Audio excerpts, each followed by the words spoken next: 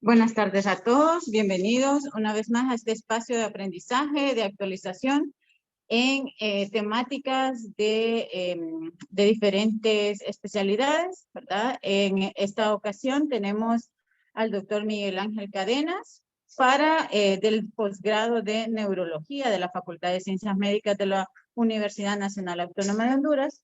Y pues esta tarde abordará el tema sobre abordaje y manejo de crisis febriles. Doctor, un gusto y un placer siempre su disposición para poder abordar este tipo de temáticas importantes para las unidades de salud a nivel nacional en este caso, ¿verdad? Entonces, sin más que decir, bienvenido, ¿verdad?, a este espacio y también bienvenido a los participantes que ya están conectándose a este espacio de aprendizaje. Sin más que decir, doctor, tiene toda pues la palabra. Hola, buenas tardes. No sé si se escucha bien. Sí, lo escuchamos bien. Ok. Y bueno, no sé si damos inicio. Sí, doctor, iniciamos. Ok. Bueno, el día de hoy tenemos una charla bastante especial como parte del servicio de neurología y del posgrado de neurología. Entonces, es de mucha importancia para nosotros dar a conocer cómo es el abordaje y el manejo adecuado de ciertos tipos de patologías, sobre todo neurológicas. Y el día de hoy vamos a tocar un tema que es muy importante y posiblemente el tema más común en lo que es el ámbito de la neuropediatría, que es el abordaje y el manejo de las crisis febriles. Entonces, vamos a iniciar hablando sobre eso. Y vamos a ver. Acá está. El primer lugar, tenemos un pequeño programa de de los temas que vamos a tocar en la charla del día de hoy. Y vamos a hablar primero un poco de generalidades, de qué son las crisis febriles, cuál es la incidencia de crisis febriles, la incidencia sobre todo general, algunas definiciones, sobre todo qué es una crisis epiléptica, qué es una crisis febril, qué es una crisis febril compleja. Vamos a hablar de cuáles son los criterios para hospitalizar a un paciente que se presente con una crisis febril y vamos a hablar del adecuado abordaje y manejo de estas crisis febriles. Y finalmente, para terminar todo, vamos a concluir dando lo que son unos casos clínicos para fomentar un poco el aprendizaje acerca de lo que son de lo que es esta patología. Entonces, vamos a iniciar un poco con generalidades. Como ya les había mencionado, es la patología más frecuente en lo que es la neurología pediátrica y a lo largo del tiempo, las crisis febriles han tenido varias connotaciones de diferentes tipos. Aquí, como podemos ver, antiguamente, cuando recientemente se estaban desarrollando lo que son las crisis febriles, se consideraba de que eran entidades que eran capaces de producir un déficit neurológico, ya sea permanente o transitorio. Entonces sí se los tomaban como una patología que podría causar una injuria directa a nivel del sistema nervioso central. Mientras que ya en revisiones más recientes, ya nos damos cuenta de que es una patología que generalmente tiene connotaciones un poco más benignas y que tiene un mejor pronóstico neurológico. Para hablar un poco de la incidencia, podemos decir que aproximadamente un 2 a un 4% de todos los niños en algún momento tendrán una o más crisis febriles para la edad de 5 años. Y esta incidencia varía del 2 al 4% en la población general, que puede ser un poco menor, entre el 3.5% para caucásicos y un poco mayor, hasta un 4.2% para lo que son los afrodescendientes. Entonces, aquí en esta parte vamos a iniciar hablando primeramente de lo que es la definición de qué es una crisis epiléptica. Entonces, para hablar nosotros, porque aquí en adelante vamos a tocar ciertos temas y ciertos conceptos de que van a ser bastante reiterativos a lo largo de lo que es la charla, entonces vamos a tratar de hablarlos así para que todos estemos en concordancia con la terminología. Lo primero es que es una crisis epiléptica. Una crisis epiléptica nosotros la conocemos como la aparición transitoria de signos y síntomas debido a una actividad neuronal excesiva o sincrónica a nivel cerebral. Esto significa que son las manifestaciones clínicas que nosotros podemos evidenciar que son secundarias a una actividad neuronal sincrónica y excesiva. Entonces, esto es lo que nosotros podemos conocer como una crisis epiléptica. Ahora, que es una crisis sintomática. Y aquí vamos a ver, vamos a hablar de crisis sintomáticas y no sintomáticas, o provocadas y no provocadas. Aquí una crisis sintomática o provocada son aquellas que se presentan en una estrecha relación temporal con alguna lesión aguda a nivel del sistema nervioso central. ¿A qué me refiero? Que sea una crisis que se encuentre en una estrecha relación temporal con una injuria. Es, por ejemplo, aquel paciente que viene y hace hipoglicemia y presenta una crisis epiléptica. Entonces, la crisis epiléptica es secundaria o provocada por la hipoglicemia. Entonces, está en estrecha relación con una lesión aguda del sistema nervioso central. O otro ejemplo es, por ejemplo, los pacientes que tienen un proceso infeccioso a nivel del sistema nervioso central, como una meningitis aguda, y presentan crisis epilépticas. Entonces, esta sería una crisis que está en estrecha relación aguda con un proceso infeccioso del sistema nervioso central, con una injuria, en cuyo caso se conoce también como crisis sintomáticas o provocadas. ¿Y qué es lo contrario de las crisis sintomáticas o provocadas? Son las crisis no provocadas. Y estas crisis no provocadas son las crisis epilépticas en las cuales no existe una estrecha relación temporal con una lesión aguda a nivel del sistema nervioso central. Entonces, estas crisis epilépticas que se producen sin ninguna causa aparente son aquellas a las que nos dan a nosotros una mayor riesgo de desarrollar epilepsia. Y son las que están más asociadas con la epilepsia, así como vamos a ver en la siguiente definición, que vamos a hablar de lo que es la definición de la epilepsia como tal. Y aquí miramos cuál es la definición operativa de la epilepsia, porque todos sabemos de que la epilepsia es una enfermedad en la cual produce una predisposición a presentar crisis epilépticas y todas las repercusiones que esto tiene a nivel neurológico y biopsicosocial en el paciente. Pero esa es una definición que no nos ayuda a nosotros dentro de la práctica médica para poder decidir qué tipo de pacientes vamos a manejar o si tiene un paciente epilepsia o no. Sí, es por eso que se desarrolló esta definición clínica operativa de la epilepsia, donde para decir de que un paciente tiene epilepsia, tiene que cumplir uno de estos tres criterios. Tener al menos 2 crisis no provocadas en al menos 24 horas de separación. Entonces tenemos que tener 2 crisis epilépticas separadas por más de 24 horas que no estén en relación con un proceso agudo a nivel del sistema nervioso central. Entonces ahí podemos decir de que se trata de un paciente que ya tiene epilepsia. La segunda es una crisis no provocada, o sea, sin una causa aparente, y presentar un riesgo de recurrencia de las crisis mayor del 60%. Esto lo vamos a explicar un poquito más adelante, sobre todo en asociación a las crisis febriles, cuáles son las características de las crisis febriles que nos pueden dar a nosotros un porcentaje de recurrencia así de alto, de mayor de un 60%, para poder considerarlo para tratamiento y que el paciente puede tener epilepsia. Y el último es que se ha diagnosticado como un síndrome epiléptico, que esos son posteriormente para temas más adelante. Entonces, aquí ya nos vamos metiendo al tema de lo que son las crisis febriles.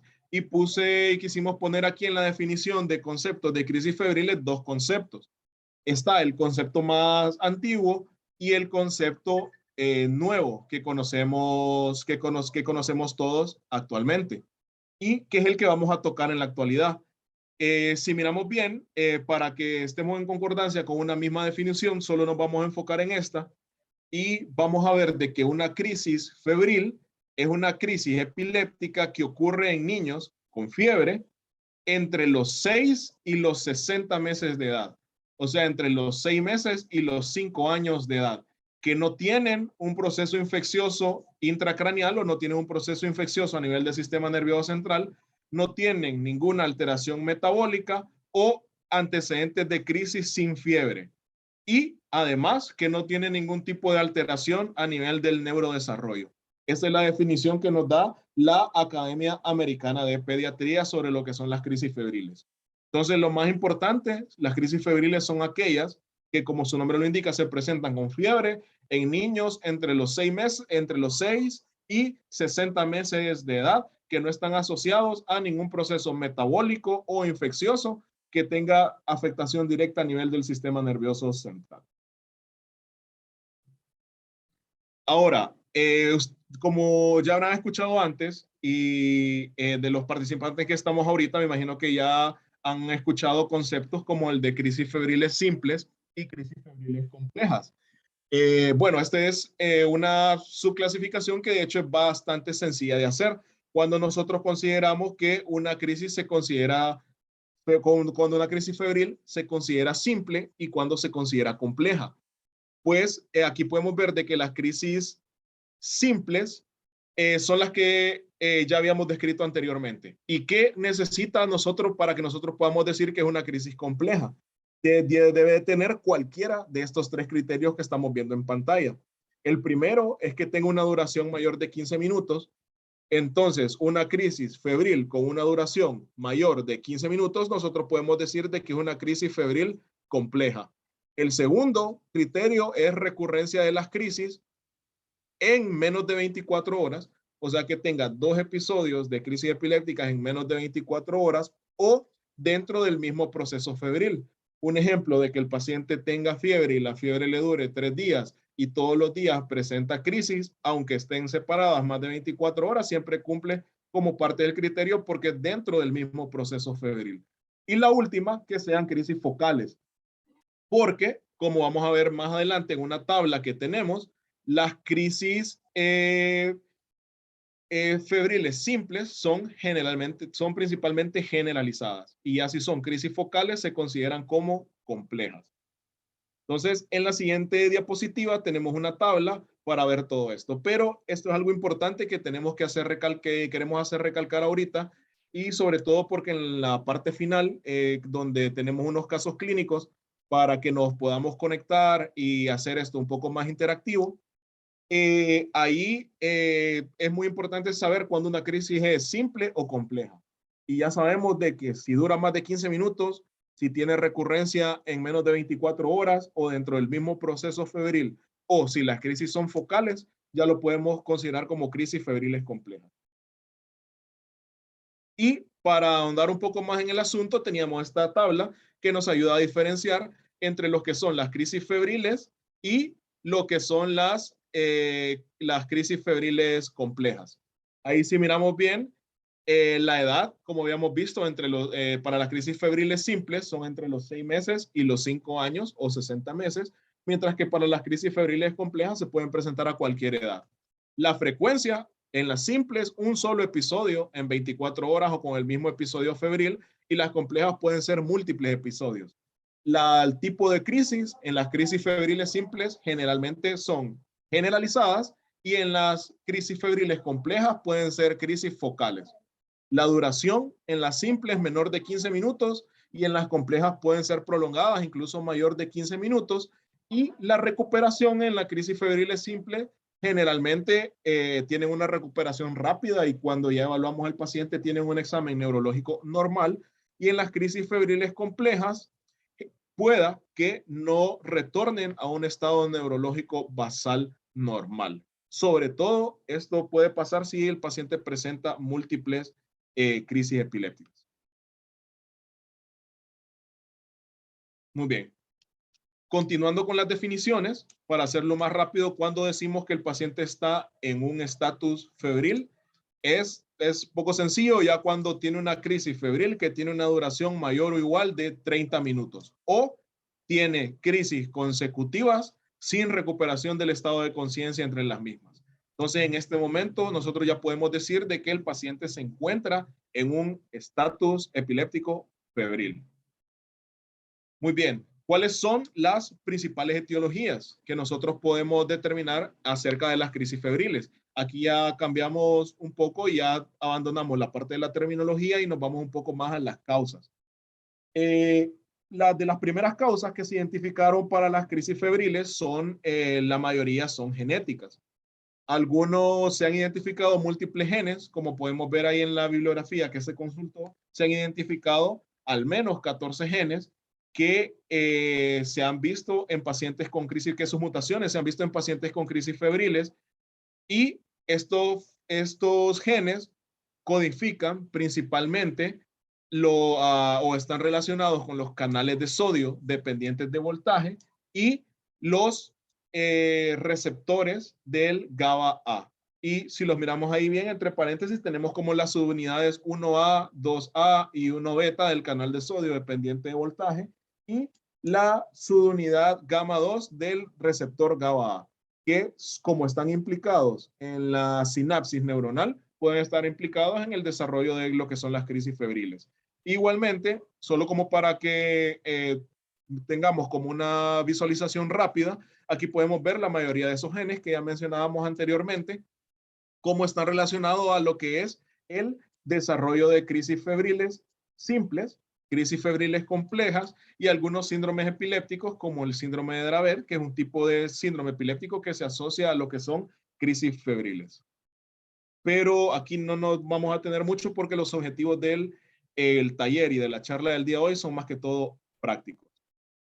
Y siempre hablando, ¿por qué los niños tienen una mayor predisposición para presentar crisis en este periodo de edad? Es porque en este periodo de edad se dan varios cambios, sobre todo a nivel neuronal en el paciente, y hay varios tipos de cambios, tanto anatómicos como funcionales a nivel cerebral, que en conjunto principalmente se conocen como poda sináptica. ¿Qué es lo que ocurre en este proceso? Si sabemos, en estas edades los niños todavía están en proceso de mielinización del sistema nervioso central. Entonces, el proceso de poda sináptica es un proceso que integra tanto la mielinización progresiva del sistema nervioso central, hay una muerte neuronal programada de lo que son el exceso de neuronas y hay un aumento en la complejidad de las vías sinápticas. Esto es en la preparación de un cerebro infantil para llegar a tener la función más específica de un cerebro de un adulto, de una parte más desarrollada. Entonces, en este periodo de transición, donde se da la mielinización, la formación de las nuevas vías neuronales y la muerte programada del exceso de neuronas que hay a nivel del sistema nervioso central en esta etapa, es por eso de que el cerebro es más susceptible a todos los cambios generados por la desregulación térmica y sobre todo el aumento por los procesos inflamatorios que ocurren en los episodios febriles, que no solamente directamente la fiebre, sino son todos los cambios inmunológicos inflamatorios asociados a la fiebre lo que desencadenan las crisis febriles. ¿Qué otros factores asociados podemos encontrar? Pues los más frecuentemente asociados son, por ejemplo, prenatales, asociados a los padres, la enfermedad materna y el uso de alcohol y tabaco indistintamente por ambos padres, y algunos precipitantes. Aquí miramos de que las infecciones virales son la causa más comúnmente asociada, entre ellos el virus más frecuentemente asociado, el virus del herpes humano tipo 6, y igualmente se han asociado ciertos tipos de vacunas, como dentro de las que tenemos en el esquema nacional del PAI, la DPT, la ESRP y la influenza, que por la reacción inflamatoria sistémica que producen, pueden producir fiebre y pueden llegar incluso a desencadenar crisis febriles, que estas 3 vacunas han sido una de las más asociadas. Pero, ¿qué procesos infecciosos son los que nosotros tenemos que vigilar? ¿Y qué procesos infecciosos son los que más comúnmente se han asociado a lo que es el desarrollo de crisis febriles? Entonces, en esta diapositiva aquí podemos ver que dentro de los más comúnmente asociados al desarrollo de crisis febriles, podemos encontrar principalmente las faringitis agudas. Ya aquí estamos haciendo indistinción si es bacteriana o viral, pero miramos que es una proporción importante, es el 38%, otitis media con un 23%, neumonías con un 15%, gastroenteritis con un 7%, la rociola, que es producida por el virus del herpes virus, un 5%, y algunos incluso procesos no infecciosos que pueden producir fiebre, contribuyen con otro 12% de lo que son la génesis de la crisis febriles. Entonces, estas son como las principales etiologías que nosotros en la edad pediátrica tenemos que vigilar y que son muy frecuentes a nivel de las unidades de salud descentralizadas o a nivel de las unidades de salud regionales para que nosotros estemos pendientes porque todos estos procesos nos pueden producir un nivel de fiebre tan elevado que nos puedan llegar a producir crisis febriles. Y bien, aquí ya vamos con la parte del abordaje. Ya nos vamos entrando a lo que es el abordaje de las crisis febriles y qué es lo que nosotros debemos hacer cuando recibimos un paciente con una crisis febril.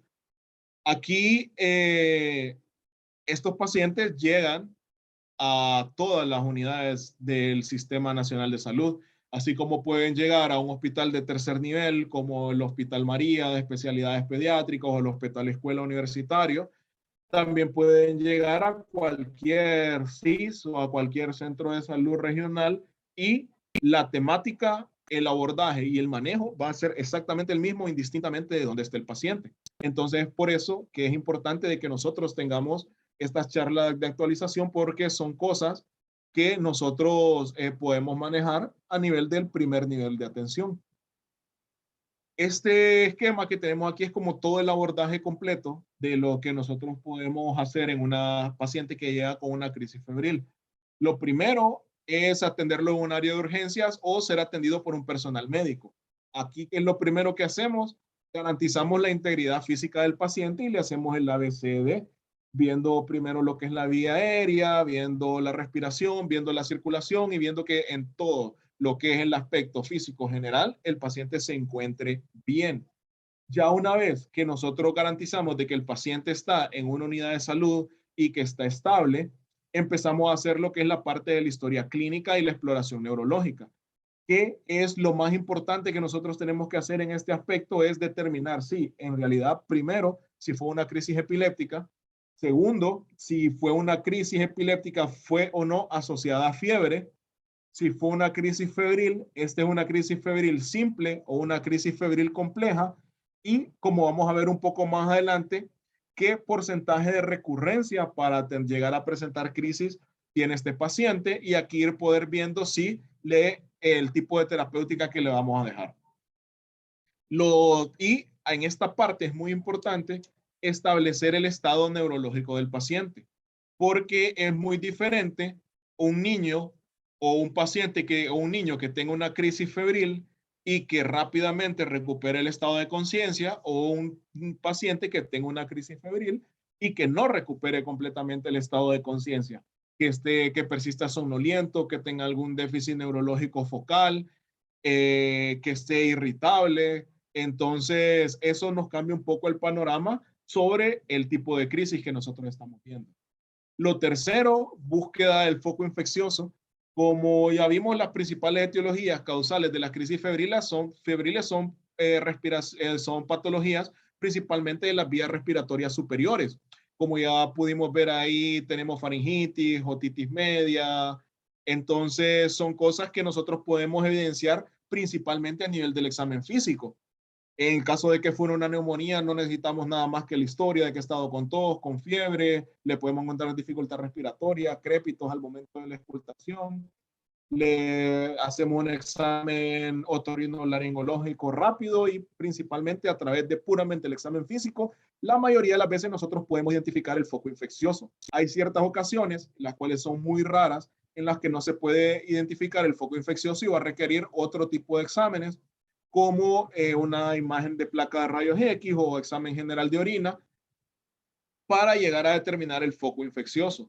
Y en última instancia, como vamos a ver más adelante, hay pacientes en los que no se puede identificar el foco infeccioso y sobre todo si tienen compromiso neurológico posterior o previo a la crisis febriles, habría que en estos pacientes sí que descartar que el proceso o el foco infeccioso no sea a nivel del sistema nervioso central. El tercer punto que nos vamos a enfocar ahora, el cuarto punto, perdón, es descartar diagnósticos diferenciales.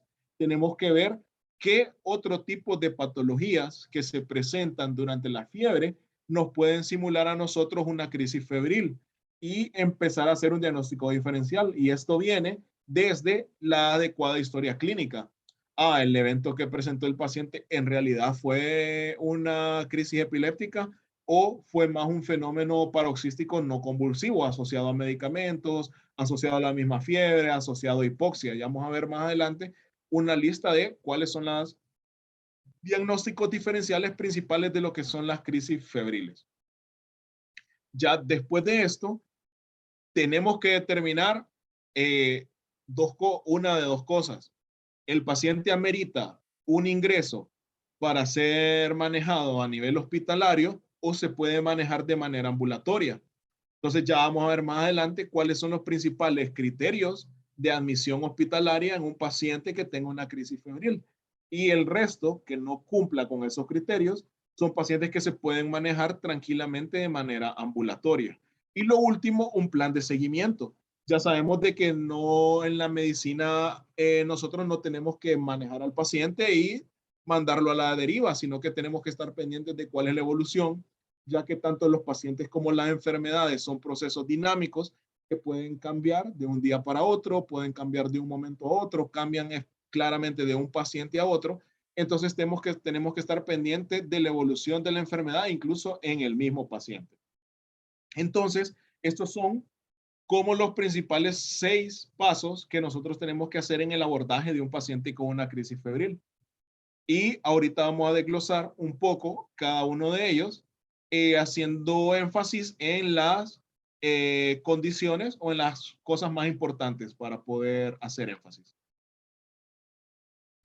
Y lo primero que les mencionaba ahí es que cuáles son los principales diagnósticos diferenciales que nosotros podemos encontrar para una crisis febril. Aquí lo vital es principalmente la historia clínica. Nosotros tratar de determinar, en realidad fue una crisis epiléptica lo que tuvo el paciente, o podemos hacer diagnósticos diferenciales con otras etiologías. Por ejemplo, escalofríos. Es bastante frecuente que los pacientes tengan escalofríos, comiencen a temblar y los familiares pueden o los padres pueden confundir eso con una crisis febril. Síncopes febriles, que son alteraciones transitorias de la conciencia que se pueden presentar durante la fiebre, que no son convulsivas o no son de un origen epiléptico. Crisis anóxicas febriles, que son similares. Crisis sintomáticas agudas, que ya miramos que estas pueden estar relacionadas a un proceso, a una injuria, están en estrecha relación temporal con una injuria a nivel de cerebral. Y aquí podemos ver que el paciente pudo haber tenido una intoxicación por medicamentos y presentar una crisis epiléptica, y eso no significa que sea una crisis febril, o presentar un proceso infeccioso a nivel del sistema nervioso central como una meningitis, tiene fiebre y convulsiona, pero no es una crisis febril, sino que es una crisis por el proceso infeccioso. Otro tipo de crisis, que son crisis epilépticas precipitadas por fiebre. ¿Cuál es la diferencia entre estas y las crisis febriles? Es que las crisis precipitadas por fiebre son en el contexto de un paciente probablemente ya conocido por epilepsia, que presenta crisis normalmente y que durante la fiebre presenta crisis. Entonces, esto no es una crisis febril porque el paciente ya es conocido por epilepsia, y estas son crisis epilépticas que son precipitadas por la fiebre. Y la otra es que no sea una crisis febril simple, sino que el paciente pueda estar debutando o tener un síndrome epiléptico, que hay varios síndromes epilépticos que se presentan durante la niñez que presentan crisis febriles como parte de su sintomatología. Entre ellos el síndrome de Dravet, el síndrome de Dus, y hay varios más que nosotros siempre tenemos que estar pendientes en la parte de la evolución. Entonces, esta parte de llegar a determinar los diagnósticos diferenciales de las crisis febriles es muy importante para el abordaje. Continuamos para decir cuándo nosotros vamos a admitir un paciente a nivel hospitalario y cuando, en caso de que el paciente sea atendido en un primer nivel de atención y en un centro de salud, cuando le vamos a recomendar a los padres de que el niño sea llevado a un hospital y que amerita una admisión hospitalaria. Igualmente, estos criterios nos sirven para la referencia médica. Para, en caso de que seamos de un centro de salud, nosotros podemos decir, mire, nosotros estamos refiriendo a este paciente para manejo hospitalario, ya que presenta esta y esta condiciones que me dicen que amerita un manejo hospitalario. Entre ellas tenemos un paciente en el cual nosotros estemos sospechando que curse con una neuroinfección, pacientes menores de 18 meses de edad y sobre todo menores de 12 meses de edad, que no sea posible una evaluación pronta por el médico tras el regreso a casa. Ya miramos en la parte del abordaje de que nosotros tenemos que dar un seguimiento a los pacientes, un seguimiento continuo a lo que son los pacientes. Y, por ejemplo, un paciente que sea de una comunidad rural muy aislada, que no vaya a tener acceso para una reevaluación continua por un personal médico tras una crisis epiléptica, entonces esto sí sería un criterio de ingreso y que es bastante importante, sobre todo en nuestro medio, que tenemos en varios lugares rurales esas difíciles condiciones, sobre todo en cuanto al transporte. Que el paciente desarrolle un estatus epiléptico febril es un criterio de admisión hospitalaria. Ya miramos de que un estatus epiléptico febril es aquella crisis febril que dura mayor o con duración mayor o igual de 15 minutos, o la recurrencia de crisis febriles sin recuperación del estado de conciencia entre las mismas, que el niño esté en mal estado general, un niño que nosotros no lo miremos bien, que nosotros lo miremos que puede tener un proceso infeccioso sistémico, o el último criterio es ansiedad de los familiares o tener padres poco colaboradores. Y si nosotros creemos de que por lo menos el manejo inicial de este paciente podría ser más adecuado a nivel hospitalario asociado a cualquiera de estos procesos, claro de que sí, amerita ingreso o referencia para manejo hospitalario. Y bueno, hasta el momento ya hablamos un poco de la definición de conceptos, que es una crisis febril, qué son crisis febriles simples y qué son crisis febriles complejas, qué es un estado epiléptico febril. Ya hablamos cuáles son los criterios de admisión hospitalaria, ya hablamos de cuáles son los principales diagnósticos diferenciales que tenemos que hacer y hablamos un poco acerca del abordaje, qué estudios son los que le podemos hacer. Pero aquí en esto sí quería hacer un poco de énfasis porque son referencias de que llegan todos los días, tanto al servicio de neurología pediátrica, bueno, que llegan al servicio de neurología pediátrico o de pediatría, de pacientes con un episodio de una crisis febril, muchas veces una crisis febril simple, y que lo envían para hacer estudios de electroencefalograma, tomografía cerebral simple o resonancia magnética cerebral. Entonces, ahorita vamos a ver, o pacientes que con un solo episodio se les inicia un fármaco antiepiléptico. Entonces, esta segunda parte de la exposición va orientada sobre todo a eso, ver qué pacientes sí necesitan un estudio de imagen cerebral, qué pacientes sí necesitan un electroencefalograma digital y qué pacientes sí necesitan iniciar farmacoterapia. Entonces, vamos a entrar un poco en eso. Lo primero es de la parte de estudios complementarios, el electroencefalograma digital. El electro no es útil para valorar el pronóstico de niños con crisis febriles. Nosotros, a través de un electroencefalograma en un paciente que tuvo una crisis febril, no podemos decir, este paciente va a desarrollar epilepsia, no podemos decir, este paciente va a desarrollar algún déficit neurológico, no se puede saber si el paciente va a recurrir incluso con crisis febriles con un electroencefalograma. Y por eso lo pusimos claro ahí.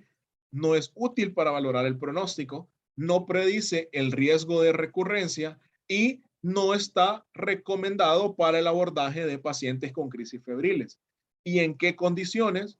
Si nosotros le podemos solicitar un electroencefalograma a un paciente que presenta crisis febriles, solo en el caso que nosotros encontremos anormalidades a la exploración neurológica.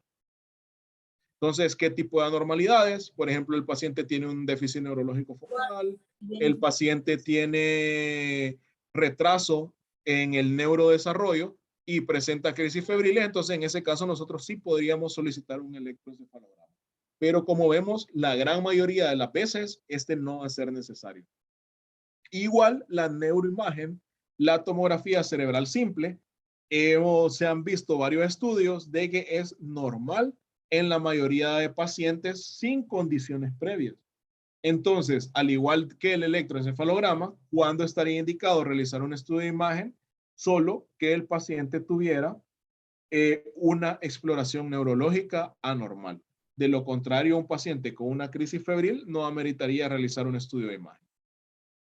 Y el tercer estudio, este es sobre todo a los médicos que nos acompañan, que están más en el ámbito hospitalario, cuando se le debe hacer una punción lumbar a un paciente con una crisis febril. Porque cuando miramos ahorita no es parte del abordaje hacer una punción lumbar a un paciente con una crisis febril. Ya miramos de que es un proceso benigno. Entonces, ¿cuándo se le haría una punción lumbar? Solo si el paciente tiene signos clínicos de meningismo Si es un paciente menor de 12 meses de edad, sin un foco infeccioso evidente, que es un paciente que está febril, tuvo crisis epilépticas, tiene menos de 12 años, nosotros no podemos encontrar un foco infeccioso evidente, entonces en ese caso sí estaría indicado hacer una punción lumbar. Si el paciente está muy somnoliento, irritable o con datos de enfermedad sistémica, y siempre la decisión de realizar o no una punción lumbar debe ser hecha por el médico más experto que esté ahí en ese nivel. En el caso si estuviera en un hospital, la decisión debería ser tomada por el pediatra o por el neurólogo pediatra o por el neurólogo de adultos en caso de que sea un lugar donde no hubiera un neurólogo pediatra. Entonces, siempre la decisión debe ser tomada por el médico más capacitado en ese momento. ¿Y en qué ocasiones está contraindicado realizar una punción lumbar? Aunque cumpla los criterios para hacerla, no la vamos a hacer si el paciente tiene una demasiada alteración del estado de conciencia, si se encuentra en un choque séptico, si tiene signos de hipertensión endocraniana por el consiguiente riesgo de herniación después de extraer el líquido cefalorraquídeo, si el paciente tiene un déficit neurológico focal, ya que en este caso habría que hacerle primero un estudio de imagen, y si es un paciente que tiene cierto tipo de predisposición al sangrado, ya sea que tiene una trombocitopenia de alguna causa, como por ejemplo una púrpura o algún trastorno hematológico que lo predisponga a sangrar, en ese caso no podríamos realizar una punción lumbar.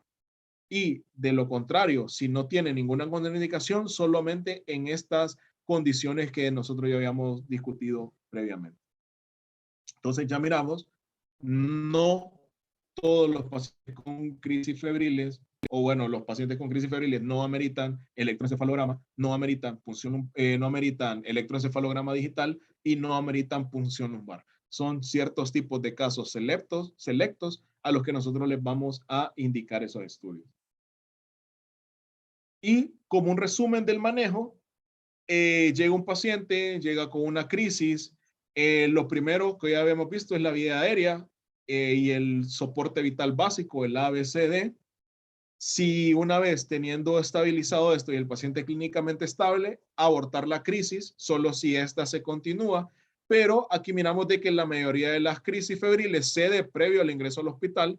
Entonces la mayoría de los pacientes nos van a llegar a nosotros con la historia de, convulsionó, pero probablemente nosotros nunca vayamos a ver lo que es la crisis clínica. Y el 90% duran menos de 2 minutos. Entonces la mayoría no necesitan manejo farmacológico para abortar la crisis. ¿En quién sí necesitamos abortar la crisis? En aquellos donde es una crisis prolongada de incluso más de 5 minutos de duración. ¿Y qué le vamos a dejar en ese momento? Una benzodiazepina de acción rápida. Las que tenemos más inmediatamente a nivel hospitalario son el diazepam a dosis de 0.3 miligramos por kilo, el lorazepam a dosis de 0.05 a 1 miligramos por kilo y el midazolam a dosis de 0.1 a 0.3 miligramos por kilo. ¿Qué otras partes del manejo se deben hacer? Ya sea acetaminofén o paracetamol para controlar la fiebre. Medio físico se le puede colocar para la fiebre. Y lo último sería un antipirético profiláctico que lo tenemos aquí entre signos de interrogación, porque algunos estudios han demostrado de que, de hecho, dejar un antipirético de manera profiláctica por horario no disminuye la incidencia de las crisis febriles, pero sí se debe dar en caso de que el paciente tuviera fiebre. Y queda un interrogante en el aire, que es la que vamos a tratar de responder. ¿Cuándo iniciar un fármaco antiepiléptico? Porque es otra duda común y es algo de lo que nosotros vemos también todos los días a nivel de las consultas externas ya de neurología pediátrica, es que los pacientes tienen una crisis febril, algunas veces incluso una crisis febril simple, y en la unidad de salud les inician un fármaco antiepiléptico y posteriormente ya lo refieren para seguimiento ya con el fármaco antiepiléptico.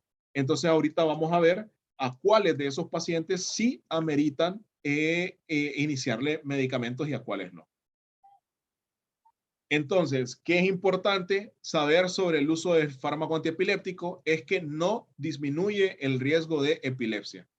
Si nosotros creemos de que un paciente con una crisis febril, que ya sabemos que es benigna, dejándole un medicamento, vamos a evitar que desarrolle epilepsia, eso es falso. ¿Y en qué caso lo deberíamos iniciar? Si es un paciente que hace un estatus epiléptico, o sea, más de 15 minutos continuos presentando crisis, si tiene un riesgo de recurrencia de las crisis mayor del 60%, que ya en la siguiente diapositiva vamos a ver cómo es, o crisis febril recurrente de alta frecuencia, o sea que el paciente ha presentado múltiples episodios de crisis asociadas a lo que es la fiebre. ¿Y cómo nosotros podemos decir de que un paciente tiene un riesgo mayor o no del 60% para iniciar un fármaco antiepiléptico? Es con esta tabla que nosotros tenemos aquí.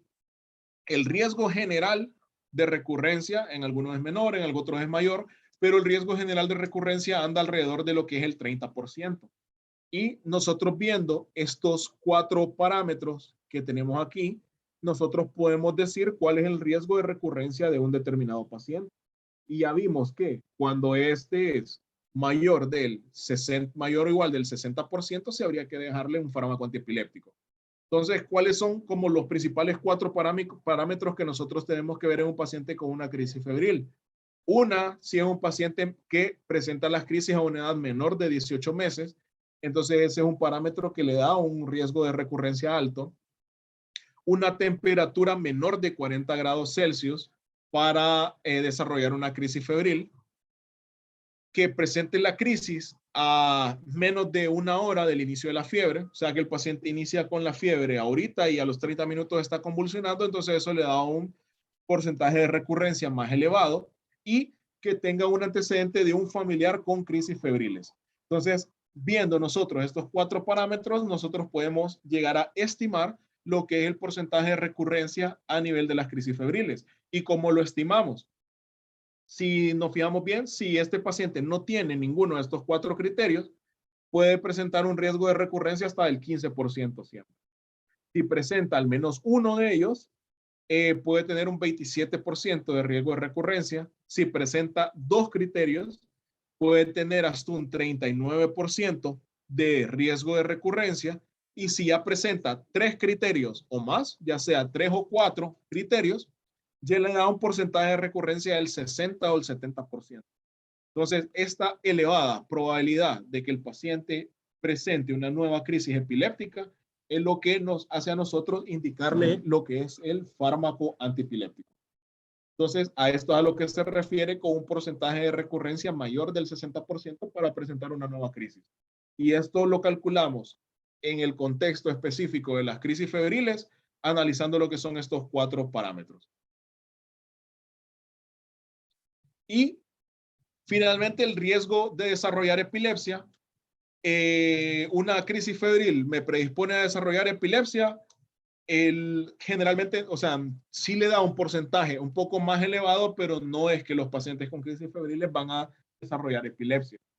¿Qué factores de riesgo sí me dicen de que un paciente puede desarrollar epilepsia? Son estos que tenemos aquí a su izquierda. Significa que el paciente tenga una historia de un familiar que tenga epilepsia, sí lo predispone a poder desarrollar epilepsia. Que tenga alteración en el neurodesarrollo, ya sea antes o después de presentar las crisis febriles, entonces eso sí me da un mayor riesgo de desarrollar epilepsia. Que tenga crisis febriles recurrentes, también me da un poco mayor de riesgo de desarrollar epilepsia, o que sean crisis complejas. Entonces eso nos da un poco más de riesgo de desarrollar lo que es epilepsia. Y aquí podemos ver cuál es la incidencia normal de epilepsia y cómo se afecta dependiendo del tipo de crisis febril que tengamos. Aquí miramos de que la incidencia normal de epilepsia anda alrededor de 5 por cada 1000 pacientes en aquellos que no han presentado una crisis febril. Ya puede ser una persona como ustedes o como yo que nunca presentó una crisis febril y el riesgo de llegar a desarrollar epilepsia por cualquier motivo es 5 de cada 1000 pacientes. En caso de que sean pacientes que tuvieron una crisis febril simple, este porcentaje de recurrencia se eleva casi 3 veces y tiene un 15 de cada 1000 pacientes van a desarrollar epilepsia en aquellos que tuvieron crisis febriles simples. Y en aquellos que tuvieron crisis febriles complejas, hasta 41 pacientes de cada 1000 pueden llegar a desarrollar lo que es epilepsia más adelante. Entonces, esto es bastante importante para que nosotros lo tengamos en cuenta que algunas sí se puede desarrollar como un factor de riesgo, pero no significa que los pacientes con crisis febriles vayan a dejar a desarrollar epilepsia siempre. Eso es falso. Y aquí tenemos unos criterios para predecir el tipo de pacientes que pueden presentar crisis febriles por primera vez, el tipo de pacientes que puede presentar recurrencia de las crisis febriles y el tipo de paciente que puede presentar o tiene riesgo de desarrollar epilepsia posterior a desarrollar crisis febriles. Entonces aquí miramos los que tienen más en un factor positivo y los que tienen un menos un factor que no influye en el desarrollo de la enfermedad. Entonces miramos qué pacientes están en riesgo de desarrollar crisis febriles. Son aquellos que tienen una historia familiar de crisis febriles por un familiar con un parentesco en primer grado, que tenga problemas del aprendizaje o del neurodesarrollo. Y estos son los dos principales para desarrollar crisis febriles como tal. Y aquí lo ponen que asiste a una guardería, pero esto es porque esos pacientes, al estar en contacto con múltiples niños, son más propensos a desarrollar procesos infecciosos.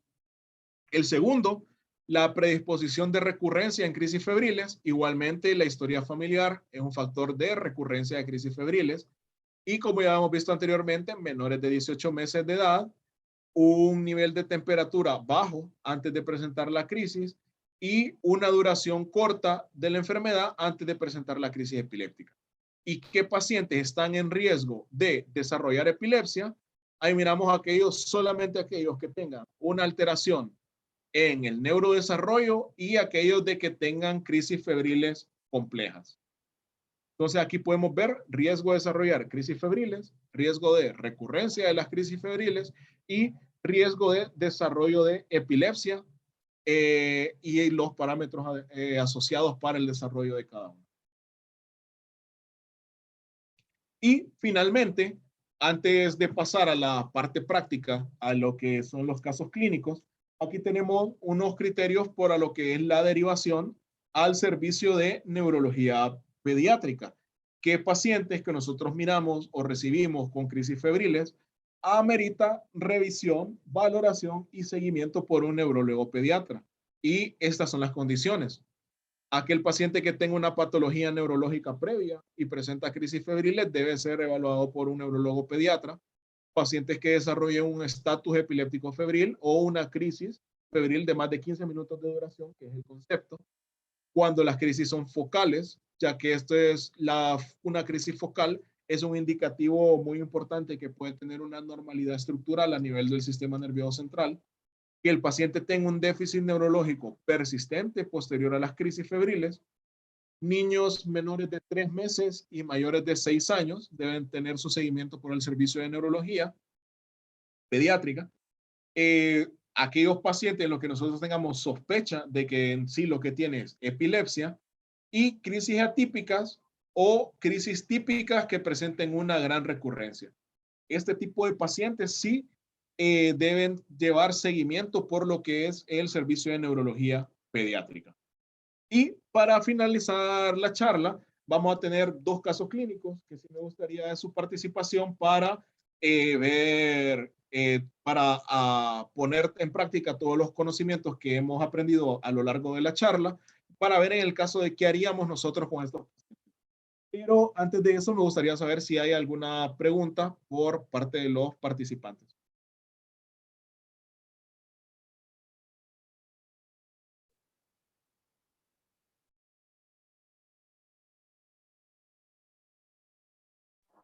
Pues parece que no hay ninguna pregunta.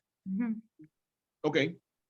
Entonces, bueno, vamos a leer un poco los casos clínicos. Son dos casos clínicos en dos pacientes que tienen ambos crisis febriles, pero son crisis febriles un poco diferentes y ahí vamos a ver qué haríamos en cada uno de los casos.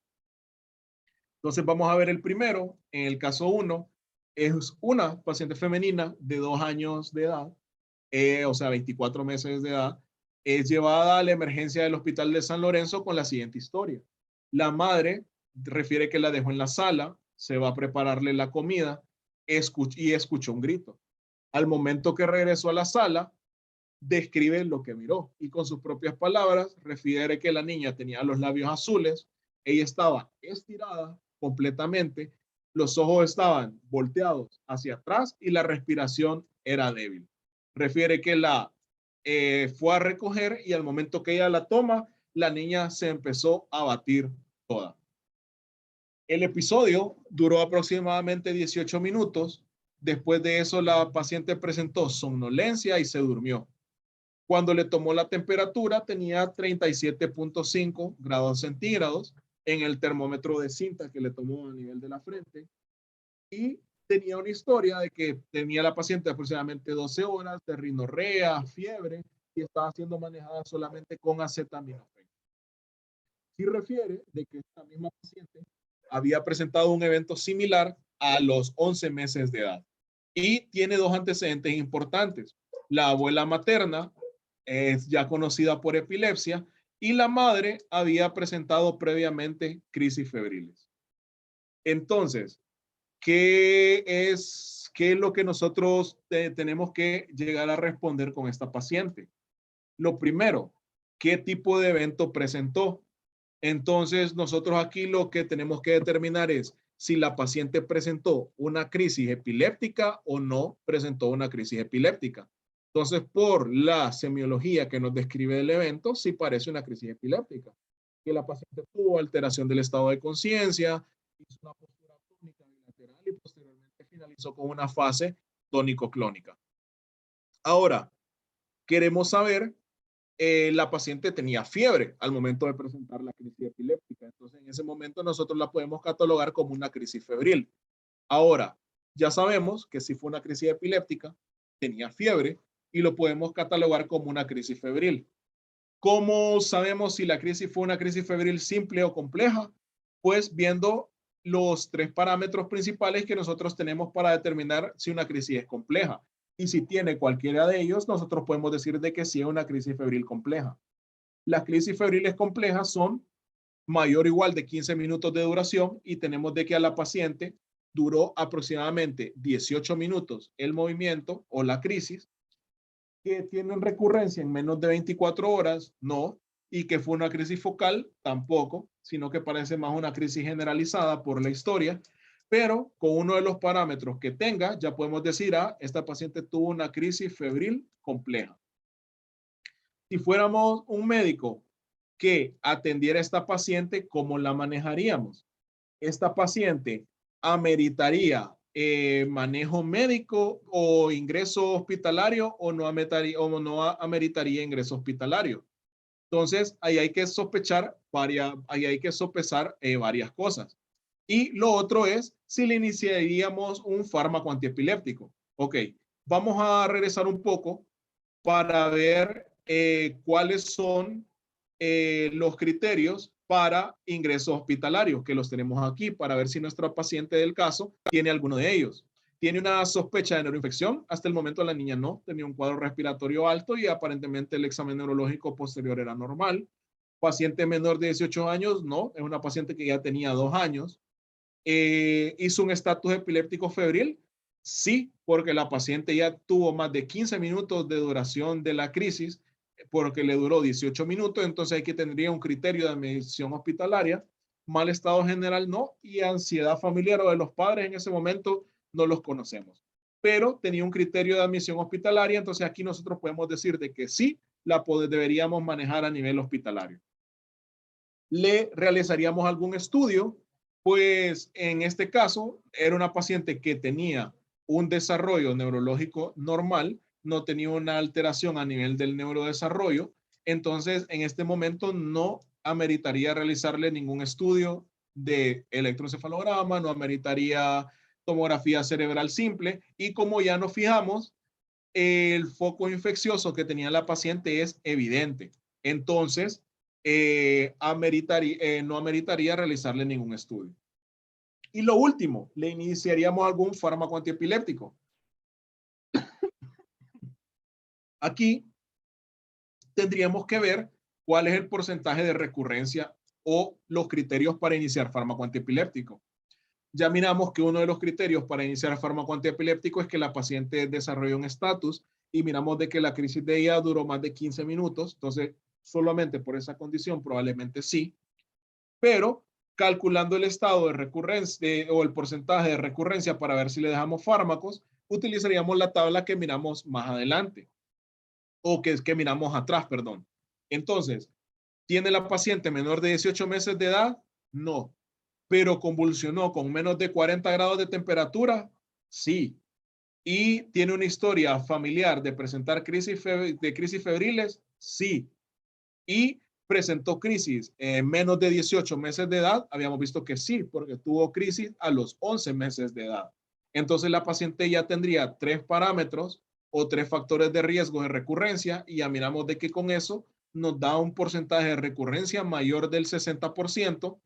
Entonces sí ameritaría iniciarle lo que es un fármaco antiepiléptico.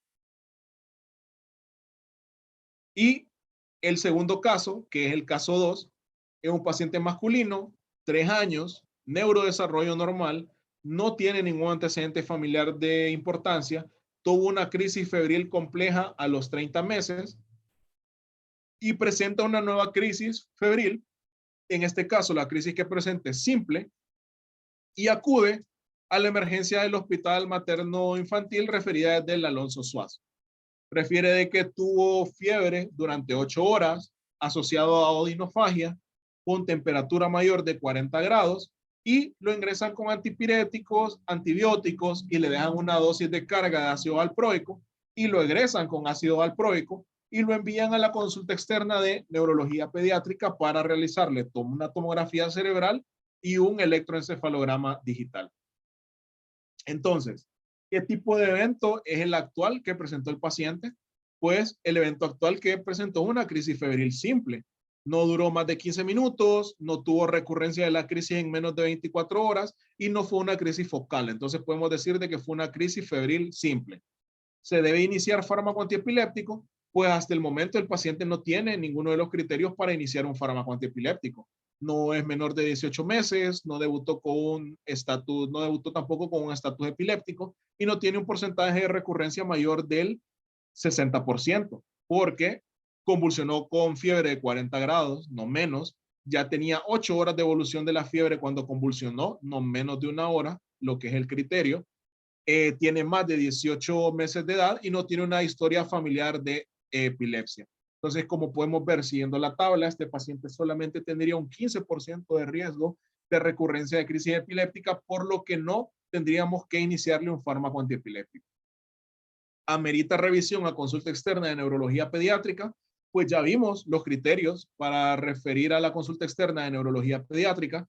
No tiene alteración del neurodesarrollo, las crisis no fueron focales, no tiene persistencia de la alteración del estado de conciencia, no es un niño menor de 18 meses o no es un niño menor de 3 meses y mayor de 6 años, menor de 6 meses y mayor de 3 años, perdón, que se encuentre fuera del rango de lo que son las crisis febriles. No tenemos hasta el momento una sospecha de que este paciente pueda presentar epilepsia, entonces hasta el momento no tendríamos ninguna indicación para referirlo a la consulta externa de neurología pediátrica. Y lo último, amerita estudio de electroencefalograma digital y tomografía cerebral simple, ya miramos que no.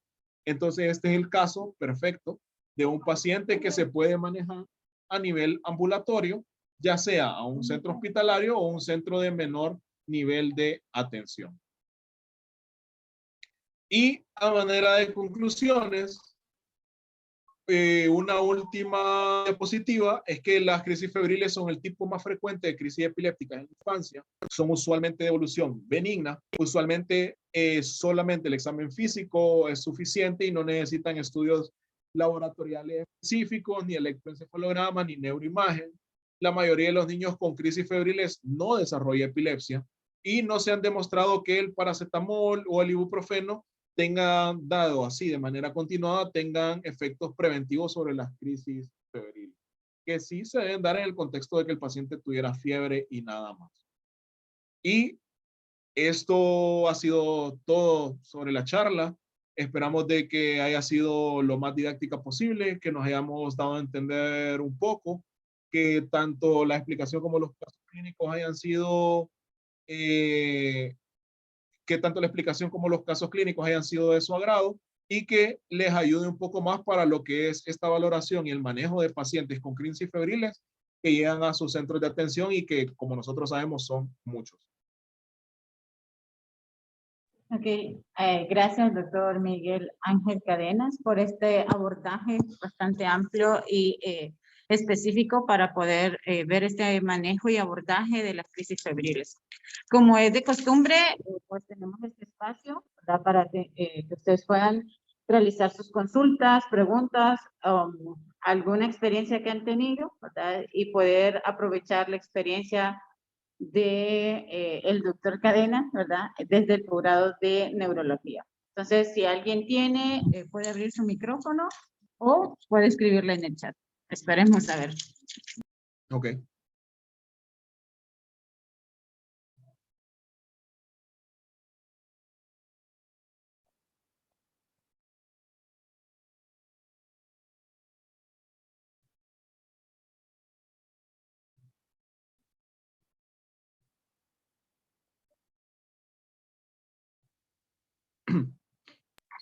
Bueno, o todo quedó claro o no entendieron nada, pero vamos a hacer Una, que dos, todo quede una, dos, claro. pues. Ajá, exactamente.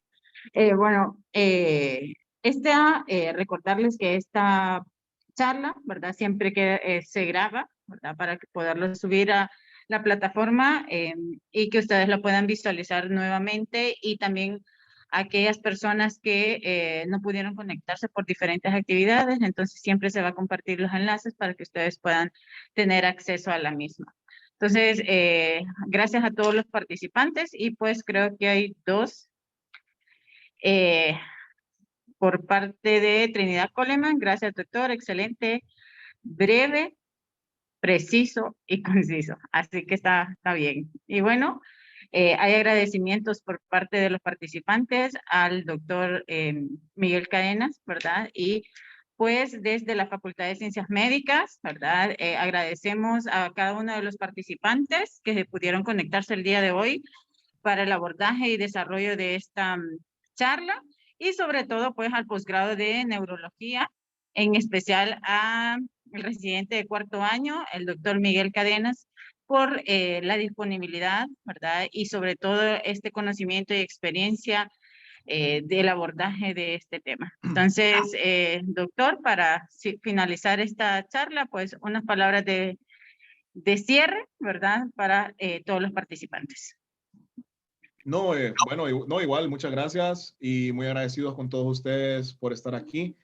Y muy agradecido siempre con la Facultad de Ciencias Médicas y con el servicio de Telesan por seguir fomentando lo que es el aprendizaje y por seguir fomentando lo que son estas charlas, que son muy útiles y de mucho aprendizaje para todos. Y muchas gracias por la invitación y esperamos poder estar de nuevo aquí en algún momento. Así es. Y bueno, siempre recordarles que desde la Facultad de Ciencias Médicas de la Unidad de Tecnología Educacional en Salud, les saluda Bianca Fletes y pues como mencionó el doctor Miguel Cadenas, pues vamos a seguir en este constante espacio, ¿verdad? Para poder ir aprendiendo, ver el manejo y sobre todo actualizando algunos temas de importancia y abordaje en el área de la salud. Que tengan feliz tarde, ¿verdad? Y pues nos vemos el jueves próximo con un nuevo tema para abordar. Nos vemos. Bueno, muchas gracias.